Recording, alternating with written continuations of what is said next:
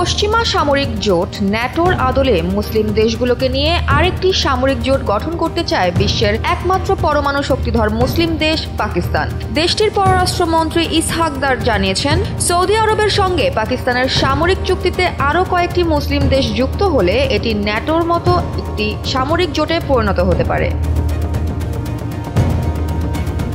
গেল শুক্রবার পাকিস্তানের পার্লামেন্টে দেওয়া এক বক্তব্যে ইসহাক দার বলেন, সৌদি আরবের সঙ্গে আমাদের এই সামরিক চুক্তি অত্যন্ত গুরুত্বপূর্ণ। ইতোমধ্যে অনেক মুসলিম ও আরব দেশ পাকিস্তানের সঙ্গে একই ধরনের চুক্তি করতে আগ্রহ দেখিয়েছে। তিনি আরও বলেন, আল্লাহর ইচ্ছায় পাকিস্তান একদিন 57টি মুসলিম দেশের নেতৃত্ব দিতে পারবে। RICL TMX, যুগের পর যুগ স্থাপনা থাকে মজবুত।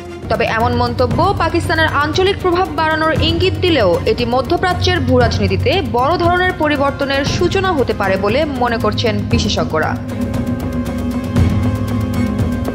গত 17 সেপ্টেম্বর সৌদির রাজধানী রিয়াদে পাকিস্তানের প্রধানমন্ত্রী শেহবাজ শরীফ ও ক্রাউন প্রিন্স মোহাম্মদ বিন সালমানের মধ্যে ঐতিহাসিক এক সামরিক চুক্তি স্বাক্ষর হয়। চুক্তি অনুযায়ী যে কোনো তৃতীয় পক্ষ যদি পাকিস্তান বা সৌদি আরবের উপর হামলা চালায়, সেটি উভয় পক্ষের দেশের উপর হামলা হিসেবে গণ্য হবে।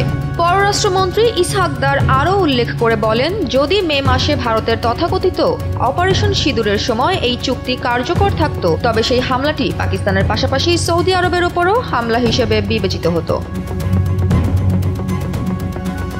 এদিকে বিশ্লেষকদের মতে পারমাণবিক শক্তিধর পাকিস্তান ও তেল সমৃদ্ধ সৌদি আরবের এই জোট মুসলিম বিশ্বের রাজনৈতিক ও সামরিক ভারসাম্যে নতুন অধ্যায় খুলে দিতে পারে। তবে চুক্তিতে পারমাণবিক অস্ত্র ব্যবহারের বিষয়ে এখনো পর্যন্ত কোনো আনুষ্ঠানিক ঘোষণা নেই, যা নিয়ে আন্তর্জাতিক মহলে ইতিমধ্যেই নানা জল্পনা কল্পনার তৈরি হয়েছে।